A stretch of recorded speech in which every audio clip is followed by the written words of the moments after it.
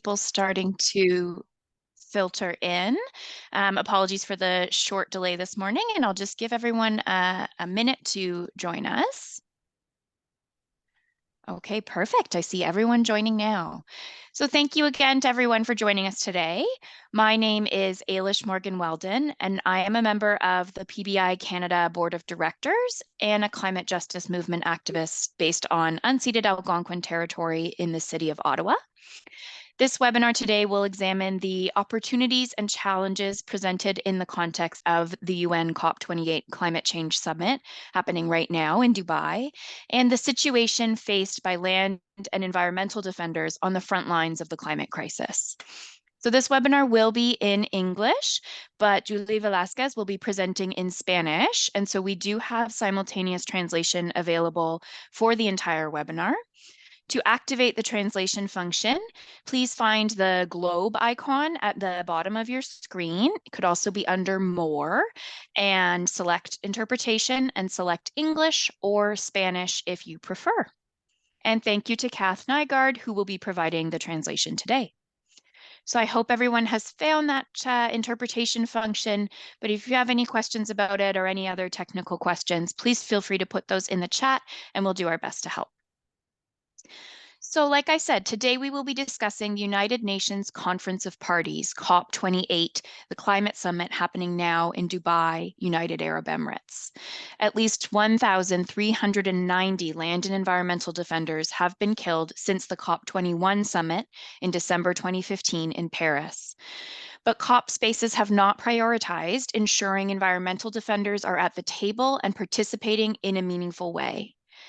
COP summit declarations also haven't acknowledged the situation, the dangers faced by defenders, or pledged greater protection and safety for defenders. So over the next hour, we're hoping we'll be able to discuss what is it that frontline defenders are experiencing, what could be done at a COP summit to address this situation and to better protect them.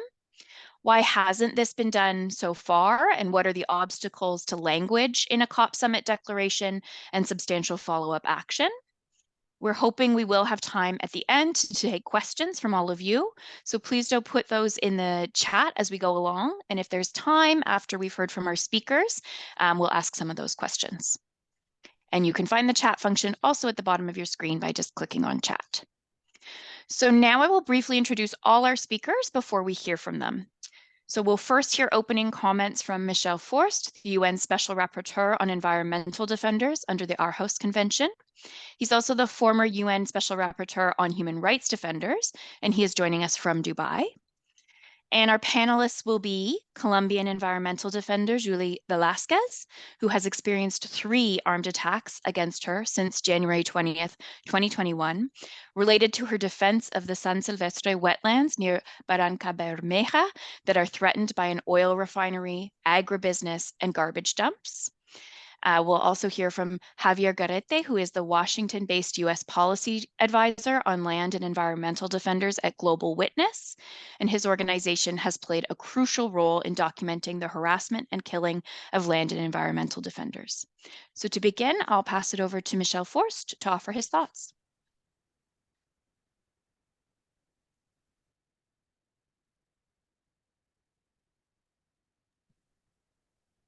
So go ahead, Michel. Oh, sorry, I have some technical issues. I could not really well understand what you were saying at the end of the year. So, so greetings from Dubai, and as you may see, I'm in a room waiting for additional events tonight, and we are moving from meetings to meetings to attend different panel discussions and so discussions. So, thank you for inviting me to say a few words at the introduction of your panel discussion on education of COP28. And thank you for also giving the floor to very important defenders. And clearly, as we are now celebrating the 25th anniversary of the UN Declaration on Human Rights Defenders, our panelists really, for me, embody the right to defend human rights. And since the beginning of COP28, I have heard very inspiring example of what it means to be a human rights defender and to use all possible means to claim the rights. And that's why I'm very thankful to PBI and others who ensure that defenders can effect this right every day on every continent, in every country. And this starts for me with the inclusion of meaningful participation in decision making, in decisions that affect them, in decisions that affect the exercise of their human rights. And discussions on how to address climate change is a good but unfortunate example of the lack of safe and meaningful inclusion of defenders, and especially indigenous peoples in the decision making. And believe me, the so-called green transition to fight climate change cannot be achieved and will not be achieved without meaningfully involving those concerned. And even more, if this fight is conducted without the affected communities, without the defenders, it further endangers them. Here at COP28 and in every international forum, this is something we must fight for. The full recognition of the role of environmental defenders, including indigenous peoples, in the fight against climate change, pollution, and biodiversity loss. For me, the defense of human rights is a sort of constant struggle, and we are lucky to have human rights defenders to remind us. We are lucky to have community people, defenders who believe it is important enough to take action, despite the personal risk that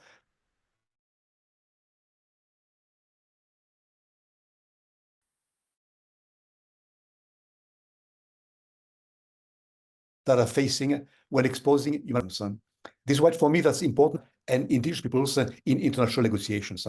Currently, as you know, and we'll speak of that, there's no clear reference to environmental human rights defenders in the current draft document on the loss and damage fund. And that's why it's also important to have a clear reference to human rights defenders in the final outcome document of COP28. This is also why it's important to also keep clear references to defenders and indigenous peoples in all documents related to the protection of human rights. Include, I see my role as special rapporteur on defenders as a sort of enabler of the right to defend human rights. And by listening to defenders, by hearing their testimonies on the challenges, the threat, the risk they face, I'm trying to identify the gaps that prevent them from safely defending human rights. I'm trying to understand what is needed to provide them with a safe and enabling environment, as we could be very concerned about the increasing restriction on civic space that I see worldwide. And to conclude, defenders cannot be safe when they operate in a context where the most fundamental freedoms, including civil and political rights, like freedom of expression, peaceful assembly, association, are under attack. The protection of civic space and it's an open and safe civic space goes hand in hand with the protection of defenders. Congratulations again to PBI, which is one of my favorite organizations, for a very inspiring discussion. I wish you all fruitful debates. Thank you very much. Thank you very much, Michelle, and thank you again for joining us from Dubai.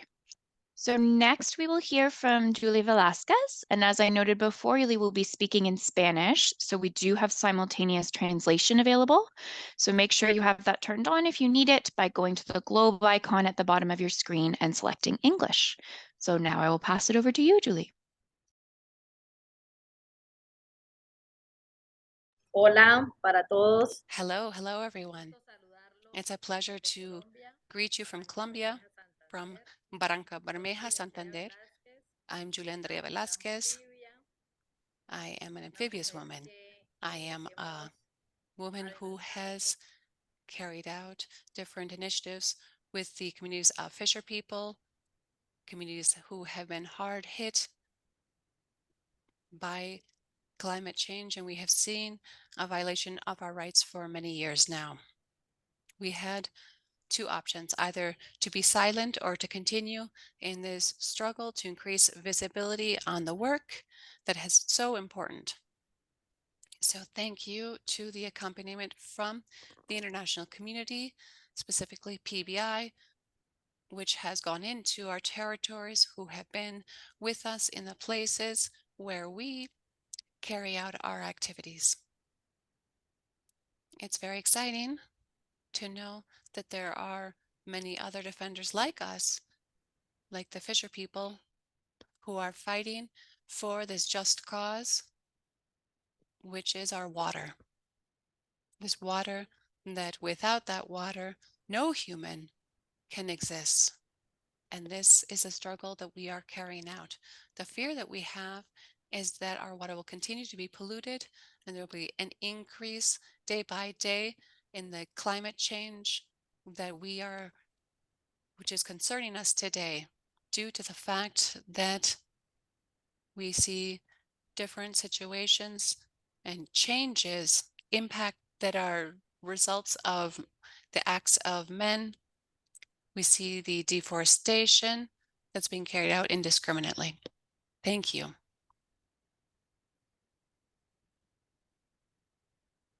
Okay, thank you very much, Julie. So now I will pass it to Javier to present. There we go.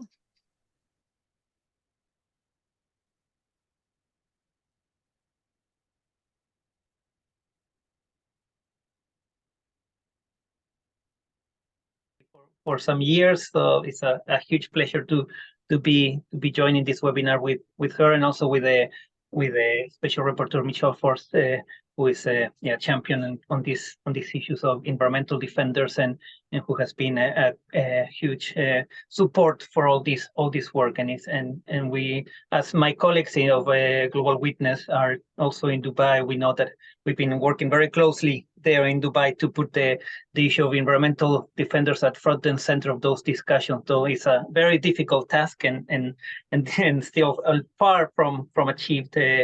So yeah, thank you for this opportunity. And I would like to say, Global Witness is an organization that now for over 30 years has been working on the reporting, denouncing the corruption and the abuse of human rights, and also related to climate change. And now for 11 years, we've been producing a report on the lethal attacks and so killings against environmental and land defenders all over the world.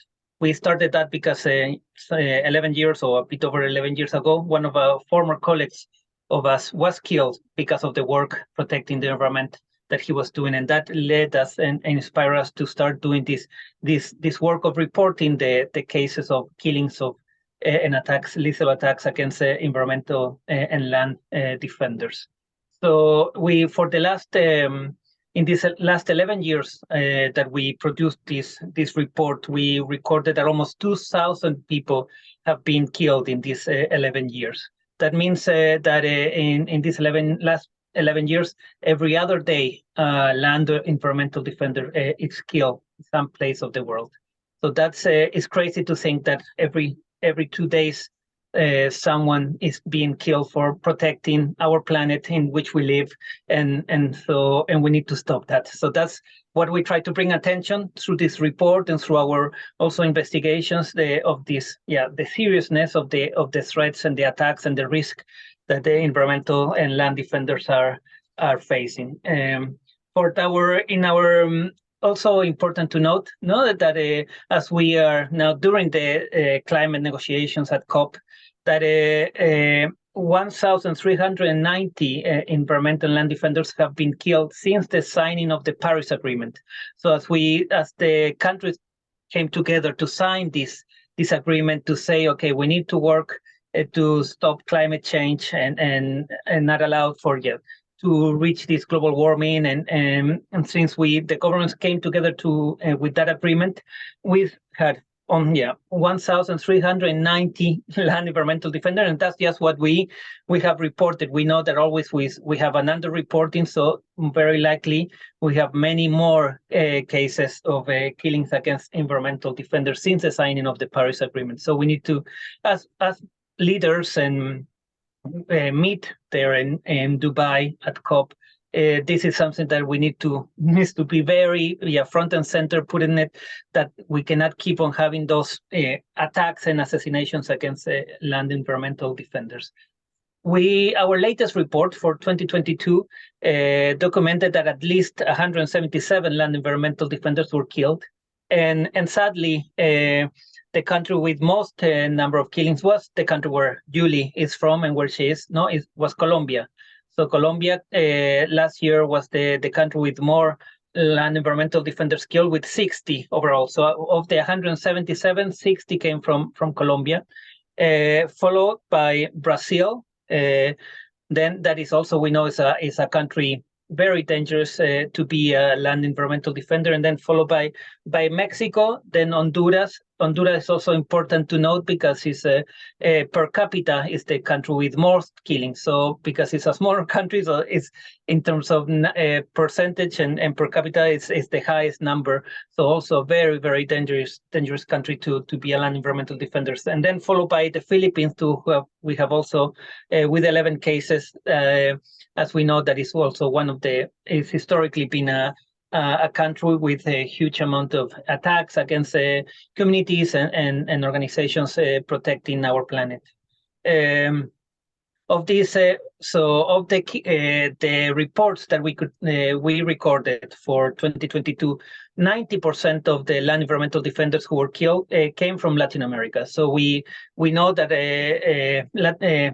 defenders like Julie, who are at huge risk, is something that we see over and over again in many countries in Latin America. And they always we get the question, why in Latin America we get so many cases?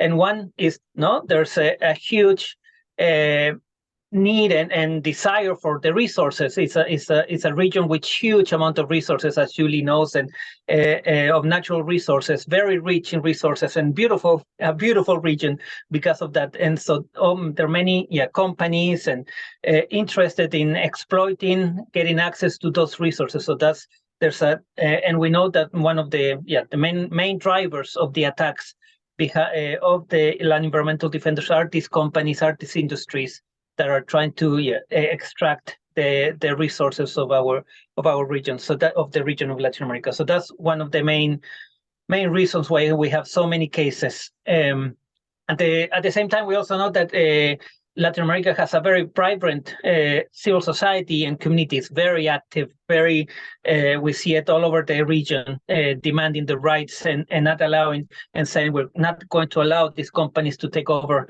our territories. And that puts them in a lot of risk as they face and they challenge and they speak out against these corporations. But at the same time, we also that means also we get a lot of cases from these regions because there's a huge and a very good work of reporting and documenting cases, which is still what we are working on getting similar or better reporting from regions like Africa or Asia, where we know we have a huge underreporting and we have a gap that we need to fill.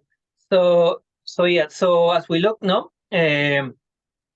Latin America, as I said, had 90% of the cases that we recorded, and of that, it was indigenous and also overall indigenous people were 36% of the cases were indigenous people who were killed because of the work and protecting their land and fighting against these drivers of the attacks.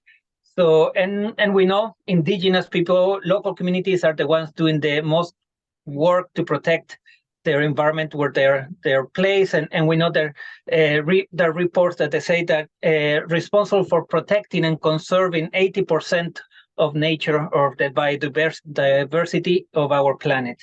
So as the ones that are more protecting our planet in the time as we look at climate change are the ones more at risk for what they're doing. So that's something that we always very much in mind, and also as we looked at the COP negotiations, the ones who are doing more to protect our planet at the same time continue to be more at risk. But we know that the killings are not just are what some of our colleagues are calling the tip of the iceberg when it comes to attacks against land environmental defenders. So there are many other forms of attacks, of non-lethal attacks against land environmental defenders, and our partners at the International Land Coalition, and using the data of a coalition that is called Allied, that was bringing together many organizations working on environmental defenders, have put a report that I encourage you to looking at what they call the hidden iceberg. So they say the tip of the iceberg is the killings, and then everything that is under the water and which is much larger are the other forms of attacks against land environmental defenders. And they reported, for example, in 2021, when as Global Witness, we reported the killing of 33 people in Colombia of land environmental defenders, they could report that for that same year in 2021, 1,297 attacks against land environmental defenders happened, non-lethal attacks. This come in the forms of threats, this come in forms of criminalization, this comes from the form of forced displacement, many different ways of that land environmental defenders are being attacked. And we know that often when we have a case of a killing, that often it was before they had an attack, a threat, or were displaced. So often these non-lethal attacks can also lead to the killings of land environmental defenders. So and as Julie was saying, she has faced many different attacks and threats for her work, and that's something we see across in many countries, how this, especially the use of the criminalization of land environmental defenders, where with the use of the law and to put them in jail, to silence them so they cannot speak out about what is happening, is being used more and more. We are now working very closely with comrades in Vietnam, where some of the climate activists who've been pushing more for the climate for energy transition in Vietnam are now in prison from the government at the same time as they sign an agreement with the UK, with the European Union and the US to finance their energy transition. So Vietnam is signing and getting millions of dollars from these countries to transition their energy, and at the same time putting some of the climate activists at the forefront of this work in jail. So we see this in many countries happening, the criminalization of land environmental defenders as a pattern that we're very concerned. Something else that we are quite concerned at the moment is that, as talking about transitional energy, that there's a big push which is necessary to move into clean energy. And that's something, as we in the negotiations of COP, very important of those in that conversation. But we also see that we are seeing the same patterns, that now the mining that's necessary to happen for getting access to these transitional minerals for clean energy and this are also located. More than 50%, almost 60% of those minerals are located in indigenous land. And these are indigenous that were first displaced because to get access, for the industries to get access to the oil, to get access to coal, to the gas. And now they were displaced from there. Now, for example, they were moved to locations that now maybe are good for wind turbines, and they're good for solar panels, and they're good and where you find other transitional minerals, and now they're being displaced and attacked and threatened because of being located where these transitional minerals are located. So as there's a huge push for these transitional minerals, we see that we cannot, there are a repetition of the same patterns that with the fossil fuel industry, and we cannot accept that and work, and that's something that when we work on and think about just transitions, this just transition has to be, the word just has to be at the center of it, not with the protection of the human rights, as we look at the transitional mineral, that we cannot keep on pushing and repeating the same practices. And for example, the organization Business and Human Rights has documented that for the last decade, more than 110 attacks have in relation to transitional minerals have happened. No? So this is something that we need to be very, very mindful and just say, this is all clean energy. We now have people driving their electric cars, but you need to see where those minerals are coming from and in what conditions they have been extracted. And so moving on, as the Special Rapporteur Michelle Force was saying, we are at the moment, the negotiations of the during the COP28, and this is for us. We've seen, and as Michelle was saying, the lack of the issue of land environmental defenders being addressed at these climate negotiations. Global Witness is part of the Kick Big Polluters Out coalition that only some days ago reported that at least 2,456 fossil fuel lobbyists are present in Dubai for the COP negotiations. So there's a huge disparity, and the government of Dubai has opened the doors for the fossil fuel lobbyists to be there at COP and have access to all and push their agenda of the fossil fuel industry in a very imbalanced way. And that's while at the same time defenders, indigenous communities have much more difficulty accessing and having a seat at the table. They often are on the margins of these talks, we are organizing always these side events and trying to put pressure as much as we can, but we are not at the center of these conversations and of climate negotiations. While the lobbyists are there meeting with all the governments, the presidents, the kings, and so on, and getting organizing all their deals also behind our backs without us knowing. And we only know that there are all these fossil fuel lobbyists because it was the pressure of the civil society demanded that people attending COP should release and say who are they representing. If not, they will continue, and this is only happening from this year. If not, we wouldn't even know how many of these lobbyists are present there. So just to conclude, as Michelle was saying, we do see a lack of a strong and clear language in all the documents at COP that address the issue of environmental defenders. There's some language on human rights, but doesn't go far enough to look at the importance of having environmental defenders at the negotiation tables, and also what is the impacts of the industry for land environmental defenders. So there's a huge need to push more that agenda. We are working and pushing governments and so on, but this needs to be a joint effort. Everyone putting together this message together. And to conclude, a big opportunity for that will be. So now we're at COP28. COP29, we don't know yet where it's going to be, but COP30 is going to be in Brazil.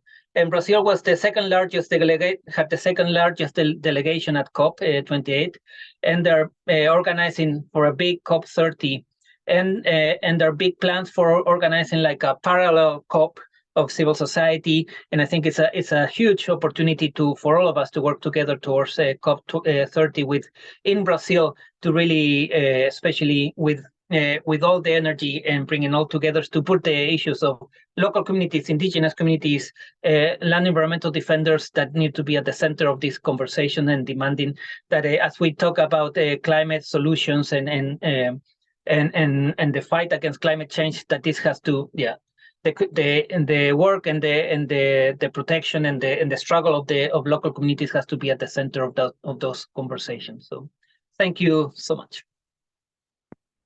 Thank you very much, Javier. And I want to remind everyone that you can use the chat function to ask questions for any of our panelists at any point, and we'll have those in the question and answer at the end.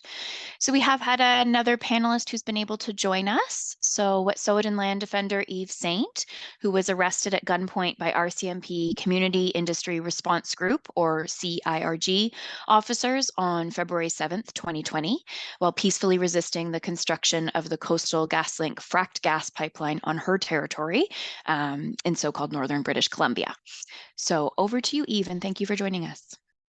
Thank you. Thank you, everyone. My apologies for being late. My two little ones are just getting over RSV. So it's been a bit of a difficult week. So thank you everyone for joining. My name's Eve Saint. I'm a Wet'suwet'en land defender. I have been doing my work. I've been a land defender since Standing Rock. Standing Rock ignited that passion that I had back in like my early 20s. I, came into the world of activism back then. We called ourselves activists. So since 2019, since Unistoten got the first injunction, that's when those raids started to happen. The blockades became more intense, and I am separated from my Wet'suwet'en community, from my father's community. My father is a hereditary chief Was, and so he's a speaker, or like the spokesperson of the clan. He also makes like all the decisions, the final decisions. It's really a collective.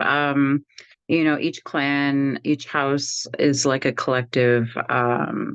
Like they make collective decisions, and he has a final say. So he's my dad, and so 2019 was like the first time, doing solidarity work for Unistoten. And then that's when Get 'em Done Checkpoint was created, and their camp was erected. And so I went out there, they didn't know me. And I was like, hey, I'm from Toronto. I stand with communities who resist industry. So what can I do?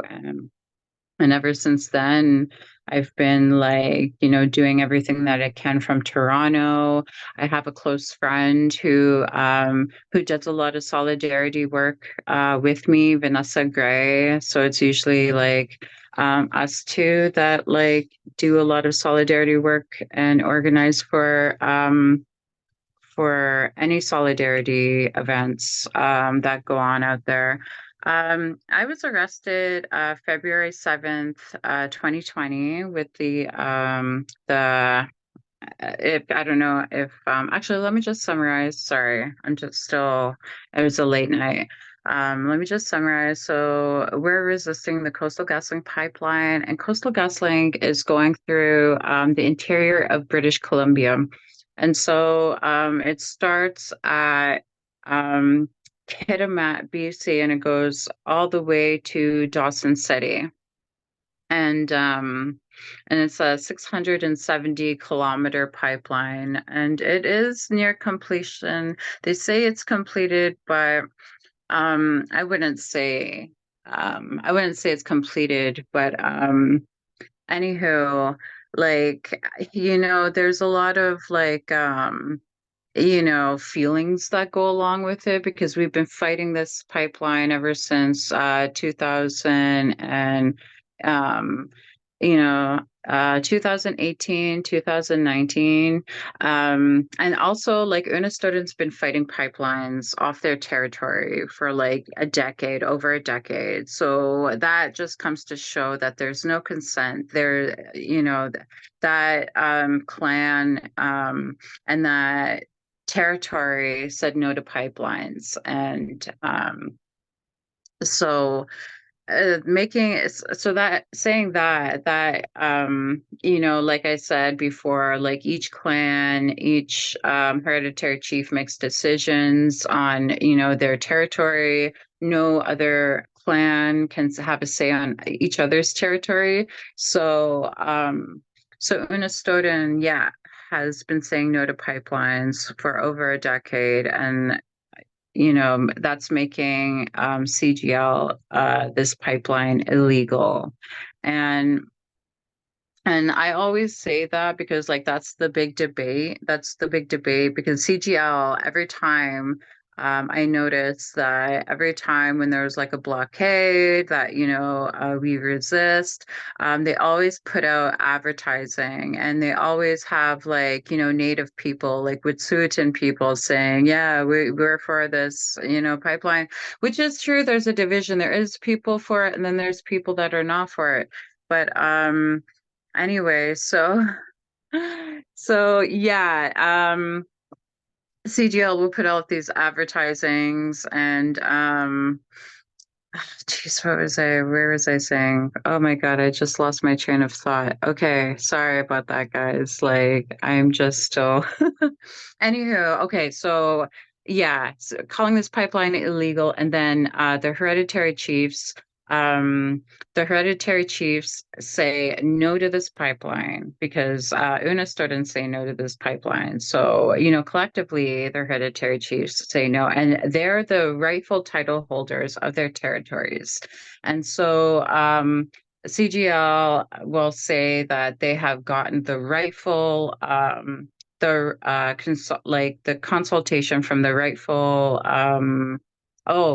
chief and council, the reserves chief and council, which do not have jurisdiction or say over the 22,000 square kilometer territories of the Wet'suwet'en. It's their hereditary chiefs. And it's been quite a fight. It's been quite, if some of you, hopefully, everyone has been following along. It's been, quite the journey, with like 4 raids that we've experienced each year, ever since 2019. Wet'suwet'en has experienced like up to 100 militarized RCMP CERG that goes on the territory. And this is when we resist. This is when we have blockades. This is when, we mobilize, we organize, and we do what's necessary, right? In this time of, in the world's climate crisis. I will use climate crisis because that's what we're in. We're experiencing like floods, we're experiencing like fires, like we have like whole countries that are like literally burning down. And we have gatherings, so like everyone who's on this call knows, everyone that's at this gathering like up in the Northern Territory for this COP28 knows the state of this world. So we're doing everything that we possibly can, and there's a small group of us that are doing this work, as we all know. And I just want to say thank you, Javier, for your people and for your work. My heart goes out to, people who literally like lose their lives doing this work. And, that's what it is. It's laying your life on the line, right? Like every time when we're out there, and, we have 100 RCMP come barreling down on us, like that thought comes to mind, like you have to be careful on how you move. You can't move a certain way. Like I had a feather and I had it held up and my partner's like, don't point that thing. Cause I was pointing it and I was like, you're not allowed here. Like, I was like, rah, rah, rah. And then my partner's like, don't like point it, like they're gonna shoot you. They're gonna think it's a gun. And at that time, like we had just found out that like I was pregnant with my oldest daughter, Cassia. We named her after my father's clan and the territory. And, that's not an easy decision that I had to make. I didn't make that decision lightly. I, had to place myself like, 20 years from now, I have a conversation with her. Like, would you have wanted me to leave? And her being my daughter and, me being me and how I'm going to raise my daughter, she's going to be like, hell the fuck no. We're staying. Like I want you to, I would have wanted you to stay. So that's the type of like work that we have to do. And, CGL says that it's near completion, and yes, like it's probably near completed, and there are a lot of feelings, like I said earlier, that go along with that. Thinking like there is like defeat. There is, but then also like I feel like there's a lot of wins.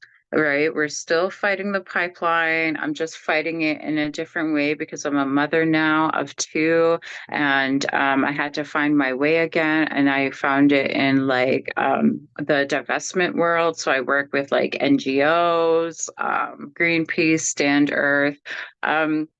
That's very different when you're a land defender, because like the NGOs, they do have a lot of work that they have to still work on, because in these NGOs there still are white supremacy, and mostly white. So it is hard to sometimes work with some of them. But they are there to help, and they do have resources, and they do have like reach, and like I said, we're at a time where we have to use all our resources. We have to do everything. And so it's been quite interesting in this world of divestment.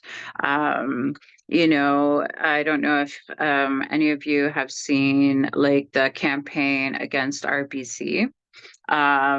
We went to RBC's annual general meeting earlier this year, and we organized a group of us to go in to confront like Dave McKay or McCaw, whatever his name is, the CEO. And we had Wet'suwet'en delegation, and we had other folks with us, and it was very powerful, right? Like we invited like other indigenous like communities that are resisting industry in their territories, and we wanted people to come together, to be together, and because we're taking on this big bank, and we all should be. And I really like this work because it's like, taking another avenue. We're pressuring investors to divest from, the Coastal GasLink pipeline. And we're trying to get like other indigenous folks to, work with us, even in other parts of the world. So Javier, or like, other panelists, like it would be good to reach out to me. Like let's because it's a lot of times Canadian companies or Canadian banks are invested in these projects. And this is like another tool. Like I'm pretty sure some people have been doing this work already. But yeah, let's connect, let's work with each other. Anyways, going back to the AGM last year. So we got there, and we had proxies, we done everything right. And they stopped us at the door, and they segregated us. They put us in another room, and we were trying to just look, because they were trying to use the excuses like the room's full, and it was like bullshit. And anyway, they had like these big like RCMP. I mean, everywhere we go, everywhere we organize, we have RCMP like presence. We have snipers on the buildings, like pointing guns at us, and everywhere we go. Anywho, so we have like these RCMP, like, KKK looking motherfuckers, sorry, at the door. Chief Namox is with us, and Chief Namox proceeds to move forward, and the one of the RCMP like grabs his regalia, and you put that regalia on, and it's like sacred, right? Like that name is older than Canada, right? Like these names that the hereditary chiefs have been passed down for generations, and it's older than Canada. So these names are like, thousands and thousands, like hundreds of thousands of years old. And And so, you know, putting his hands on a hereditary chief, like, you know, just the disrespect, just, it was so disgusting. And, you know, we had an elder with us, Auntie Janet, who lives on the Yinta, and she cooks for everyone. Anyone who's been to, you know, to get him done checkpoint will meet Auntie Janet. She's like 5 foot, you know, like I don't even know if she reaches 5 foot. She's just a small little woman, and a big teddy bear. And you know, they grabbed her hand, and you know, me, they shoved me, and I was just like, are you serious? Like, this is just because we can't like go look at the door to see if you're lying. Anyway, so it was just disgusting. And you know, that's what we're met with, being Indigenous land defender. You know, we're criminalized. You know, we have like, you know, militarized, you know, police, you know, policing us on our territories everywhere we go. So yeah, but we're not going to let them, push us around, right? You know, yeah, they may meet us at every event that we go to, but we're not going to let them silence us.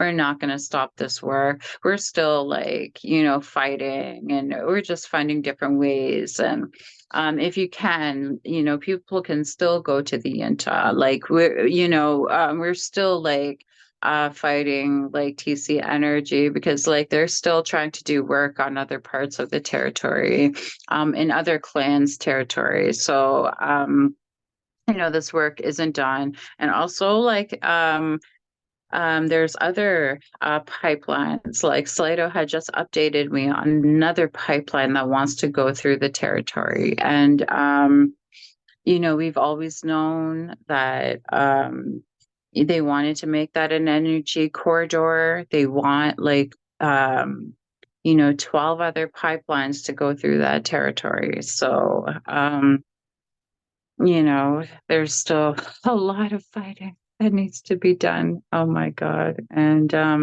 you know, look out for that, right? I see somebody come on. So, look out for that. You know, hey, if you're Indigenous and fighting for your territories, reach out to me. Okay. Let's, you know, RBC and all these companies, they're funding all this. So reach out to me and let's work together. And there's lots of work that's going on. So yeah, get a hold of me. Thank you Okay. so much, Eve. Yeah, thank you so much. And I just wanted to give a chance to Yuli, having heard from Eve and from Javier and Michelle, if you would like to add anything about your work in Colombia.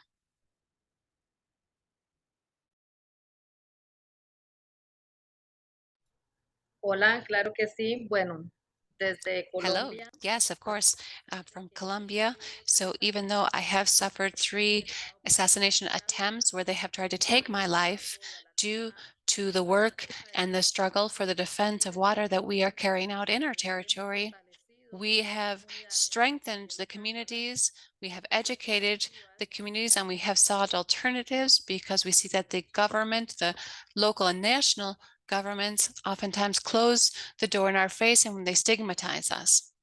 So we have organized as a community of fisher people.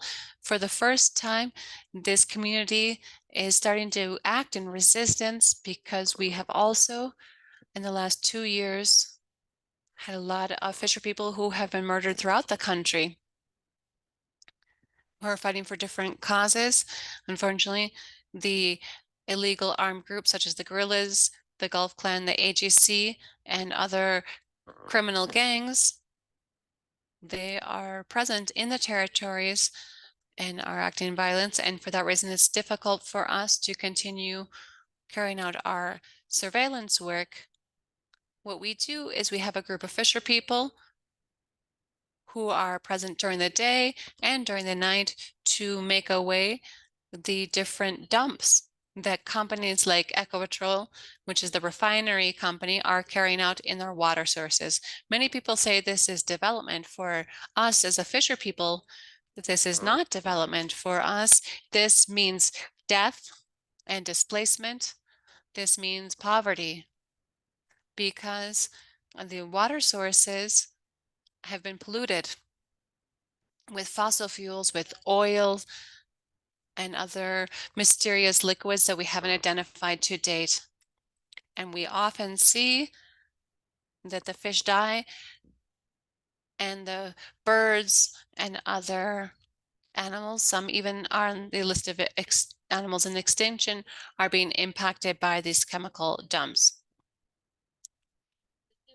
So our struggle has been very difficult because we have suffered different kinds of violence, this economic, social, political violence, persecution, displacement. But at the same time, we have organized the community and we have been able to educate them that if we don't continue in this struggle and we are displaced from our territory, then the work that we have been carrying out since 2014 will be for nothing. We have the legacy of leaders who have been working hard, but thanks to the accompaniment that we have received from the international community, from PBI, Amnesty International, and others, and thanks to this important accompaniment that we've had from you, you have helped to give us more strength and decrease visibility about the work that we are carrying out in our territory.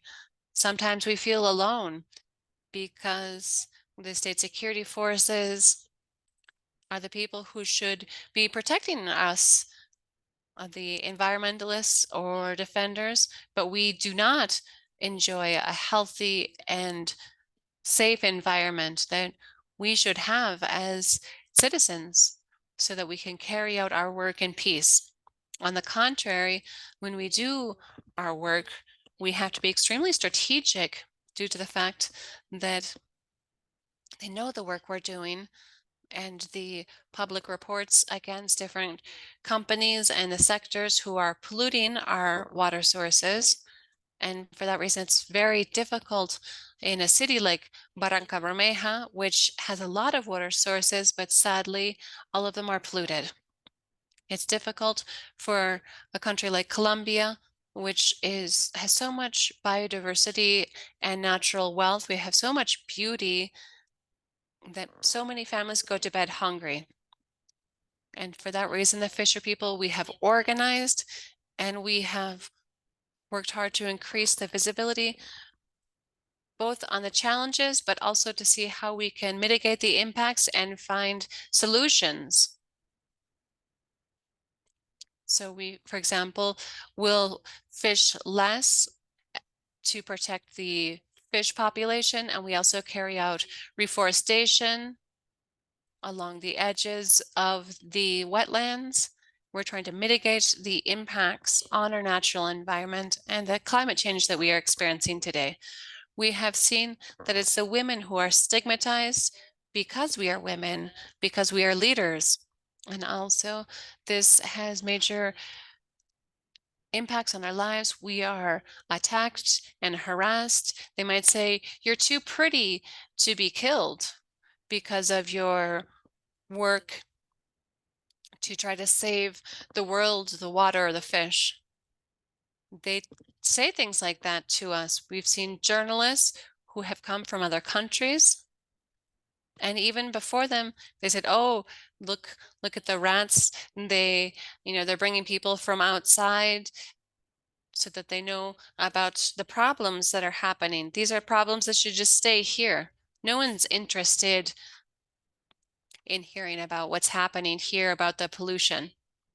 They don't want there to be visibility about the fact that there are guerrillas and paramilitary groups or self-defense forces or other criminal groups that are operating in our territory, and that the communities, the Fisher people, we are impacted because when we go out into our territories, we are often in the crossfire between these groups, where any of these illegal groups will tell us, "Oh, lend us a boat or take us across the river," and the communities are impacted because of this. Or in these wetlands, you can't fish, or you can't be present at this hour, or they are polluting our water sources, and they're upset because we file complaints. These are major challenges, and sadly, we have written many documents that we have delivered to the different relevant authorities, the control bodies. However, they never respond. On the other hand, we dream that we have in different environmentalists and defenders who are present in the COP28. We hope there will be increased visibility about what happens to the environmental defenders who, like myself, continue to experience attacks, persecution, and where we're not allowed to work in peace. We have seen advances because we have fantastic people like PBI, Javier, Brent, and others. When you visit us in Colombia, when you visit our territory, was so important because it has allowed us to increase the visibility about everything that's happening here in our territory. And that's something that hadn't happened before, where a fisher person was able to continue working and that the international community was supporting us, that they were protecting us so that we could say, here they are, look how important their work is. And that, so regardless of the 3 assassination attempts that I have experienced and the attacks against my other colleagues and leaders who are also have experienced many different attacks where they've gone to their homes, their hands are tied up, or their wife is attacked, and they say, where's your husband? If you don't tell us, we're going to cut off your hands, or we'll steal all your goods. This is major persecution that we are experiencing. However, and thanks also to CREDOS, the CREDHOS, it's a human rights organization. They provide us with a lot of support. And also thank you to CREDOS, PBI, Amnesty International, and God. They have been our godfathers, our second family. And thank you for your important international work. Due to that, we have been able to continue in our struggle. So for the end of 2023, we'll be carrying a grassroots action that we'll share with you later. And in this grassroots action, what we're hoping to do is that with all this monitoring work that we carry out during the day and the night on the pollution that's occurring in our water sources, we hope to present that information to all the different control bodies and also bring it before the courts, because we are saying that this must end. This pollution must end.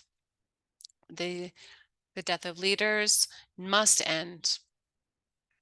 We need guarantees, because the guarantees that they promise from the National Protection Unit are not, they're not appropriate, or they're not what they promise. We continue to be unprotected. We continue to be alone, and the state security forces or well, we don't trust that they will allow us to carry out our work in peace. So I want to conclude by saying thank you, and that in Colombia, there is a community of fisher people. These are communities who have been victims of the internal armed conflict. We have been victims of the guerrillas, of the paramilitaries, and of the state institutions who stigmatize us due to the work we carry out. It's not easy, but we are training more young people so that they can continue in this work so that we'll never stop. And on the other hand, we can continue having more young people and older people who are ever more empowered in the struggle and resistance to advance the well-being of all of our people. So even though the institutions do not provide a clear response in the face of so much pollution, regardless of that, we continue to organize, to have a clear registry with photographic evidence in all of the points where the pollution is being carried out of the river, of the wetlands, and the streams. And in that way, we're also registering the different kinds of fishes that have been introduced that are not native. And this has also a negative impact on our ecosystem and water system. And so from Colombia, from Fedespan, we'd like to thank you for this space, and please continue to learn more about our work. This is work that has been carried out with great effort. It's been a huge struggle. And so if today there are just two of us, there are two people who say they will take care of us. It's not easy because we have this ongoing fear. We experience this stigmatization. It's a psychological crisis, a mental health crisis that we often experience, but the love is bigger than that. And so we have to protect and conserve the water, and we have to see how we can stop the forest fires. There's forest fires and we see where people who are drinking water from the wells. These are hand dug wells, and oftentimes the communities don't have access to a water pipeline to have drinking water. And so these families are much more vulnerable. These are remote communities in the countryside. And so they take out water with buckets from these wells. And we have the Chukundun territory. This is a community with 40 families. And we saw that all of the wells are totally polluted by gases. And they have burned. A woman was burned about 5 months ago because her well lit on fire. And our major concern is that these wells are less than 20 meters from our main wetlands, where more than 300,000 people are drinking water from. And where many people are fishing. And so that's a great concern. And due to that, we have been organizing together with CREOS, a grassroots action. And at the end of the year, we'll be able to share more information about that. And so in the name of the fisher people of Colombia, thank you. Thank you for supporting us, for knowing that we exist, and we send a lot of strength and love to all the other important leaders who are carrying out their important work around the world. Thank you so much. Thank you so much, Julie, and to all of our speakers. So we are at the end of our time, and we have received several very good questions, especially about how people can take action. So we will follow up with you with the answers to those in the communications that go out after this webinar.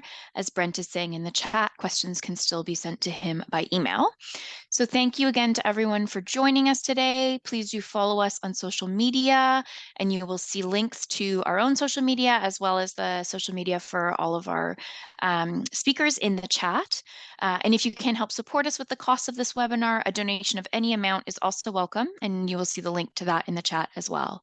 So thanks again to all of our incredible speakers, to Kath Nygaard for providing translation, and to all of you for joining, and have a great day. Thank you.